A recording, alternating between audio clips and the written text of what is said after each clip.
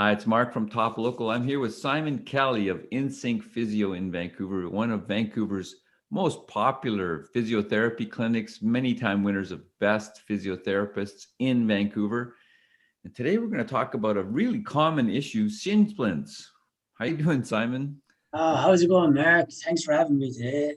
Yeah, Shin Splints, Mark. I'll talk a little bit generally about the topic, and I might relate it to a recent case study I had a bit as well. We've all heard of Shin Splints, the layman term, but we call it ATSS, which is anterior tibial stress syndrome, which sounds a bit fancier. That's more so pain to the front of the shin and more to the outside of the shin.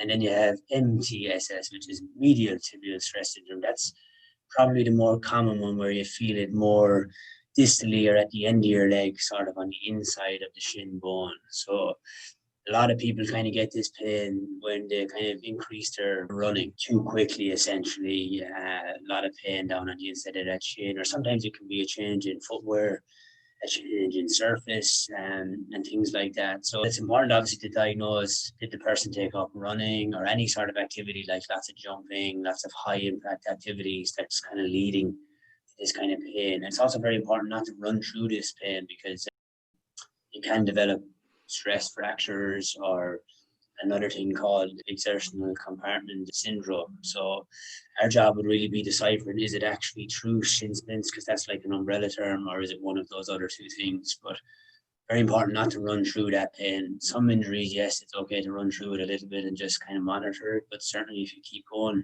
you can develop that stress type fracture stuff, which the pain is very full on the shin. Shin splints is more diffuse, where you kind of feel it along the shin bone for like 3 or 4 inches. That's kind of how we decipher it a little bit as well. And obviously an x-ray will tell you if you do have a stress fracture. And the exertional compartment syndrome, usually pain just comes on after you start the exercise because blood is filling into the compartment of the lower leg. And then it expands and there's a mesh around the lower leg and it can expand out actually. So that's when you know that that's the difference in it. And you might have tingling in your lower leg. It's very important not to continue that because you can create nerve damage and things like that. So how do you diagnose it? Just by the pain Yeah, people have? good question, Mark. Well, first of all, you take the history and you kind of ask them, are they doing lots of running? It doesn't have to be running necessarily. It can be like lots and lots of walking even. A lot of people are doing 10,000 steps lately. I don't know why humans have a fixation on it. If you do 10,000 steps every day and you're not really used to it, you can develop it from walking as well. Or even just a combination of running and walking might just throw you over the edge to develop this too. When the person comes in, they usually say, yeah, I feel this at night time or sometimes after the walk. You don't always feel it while you're doing the activity actually. So you will feel it at rest and you will feel it when you push along the inside of your shin bone or the outside of your shin bone. So that's kind of how we diagnose it, as opposed to exertional compartment syndrome is more, you just feel it after a few minutes of getting into the exercises that increases the blood flow. But the minute you stop, there's no pain at rest. There's actually no pain when you push it either. So there are kind of two big differentiating factors. You don't want to keep running through it. Like I said, it's very important that you don't. And it's important that we look at the footwear and the surface. If you're, a lot of the times people run on concrete, which is quite unforgiving under the foot. It's better to run on maybe grass. Some trails are sometimes better if there's not huge amounts of inclines and declines. So we try and alter that as well. Usually for the treatment part of it, I just stop them running for maybe a week or two completely and then just reload it very, very gradually. And we do a lot of stuff here in the clinic, a lot of massage, some needling of those muscles that join onto the inside of the shin especially. They usually say it's because of the calf muscle that joins in at the back, which is responsible when we come down from running or from a jump. It's just micro tearing on the inside. And basically the micro tears aren't getting a chance to heal before somebody goes running again. And then it just develops into this lots of pain. So the treatment protocol is pretty straightforward, but what if I wanted to prevent it? If I'm going to up my mileage, I'm going to engage in a new fitness program. Is there things that I could do that would help it? Would rolling my shins, very unpleasant experience, but would that help? Yeah, you could roll out your shins, Mark. And honestly, it really is just listening to your body a little bit, you know, how much you can load, how quick, you know. And there's no real magic answer to that. Every individual is slightly different on how much, but usually people will come in and say, they might say something like, after my 5th kilometer, it starts to come on a little bit and then it's worse afterwards. So you kind of have an idea in relation to that individual, like 5 kilometers is kind of where we're at right now. So that's your limit. And maybe they might take a day off and back again, or they might do it again the following day. So you'd really have to it's a bit of trial and error there. Rolling it out, strengthening up your calf muscles in particular are definitely stuff to do to try and prevent it from happening. Sometimes if it's more chronic or you've tried a few techniques here in physio, you can go maybe to a podiatrist and look at insoles.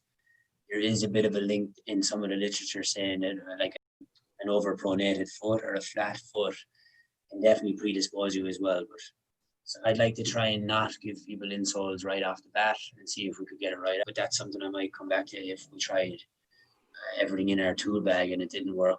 That would be something I'd look into.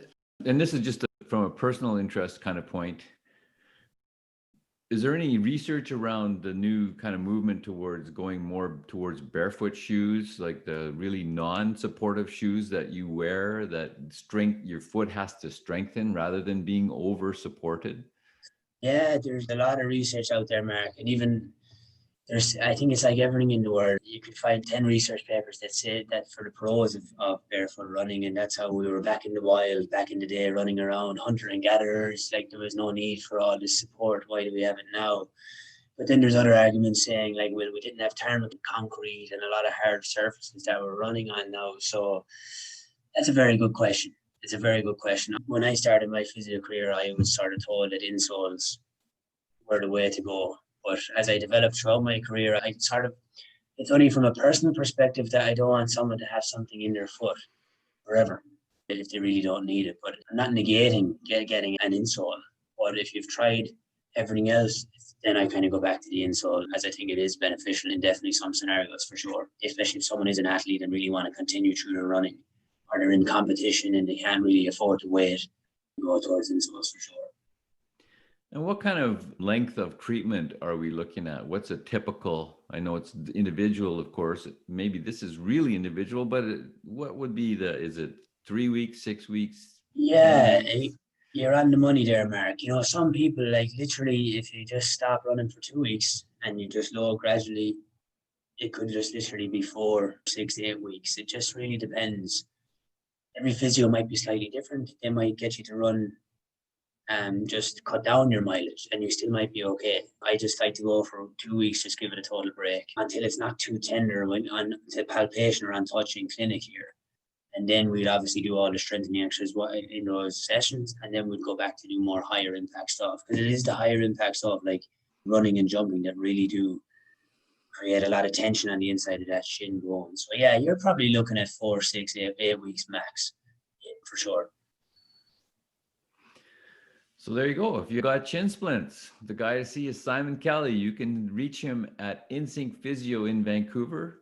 You can book your appointment at 604-566-9716 or check out the website, insyncphysio.com. You can book online there.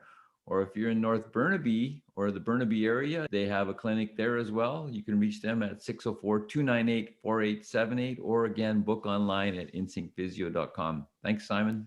Cheers, Mark. Thank you.